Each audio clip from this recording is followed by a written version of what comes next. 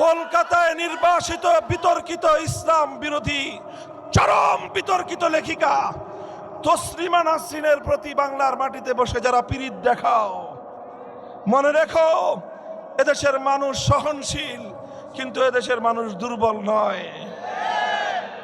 তুমি এখনো আগস্ট বিপ্লবের পরে ফ্যাসিবাদ বিরোধী এই বাংলার মাটিতে বসে আগস্ট বিপ্লবের পর এদেশের মুসলমানদের বুকের উপর দাঁড়িয়ে তসলিমা নাসরিনের মতো কুখ্যাত লেখিকাকে আবার তুমি বাংলাদেশের মাটিতে প্রকাশ্যে তুমি এখানে পুনর্বাসন করবার চেষ্টা করবে।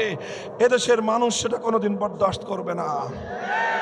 সুশীলগিরি ভালো, তত্ত্বাবধায়ক সরকারের ইন্টারিম গভর্নমেন্টের বিতর্কিত উপদেষ্টাদেরকে স্পষ্ট ভাষায় পয়গাম দিয়ে দিতে চাই, মাত্রাতিরিক্ত সুশীলগিরি করবেন না।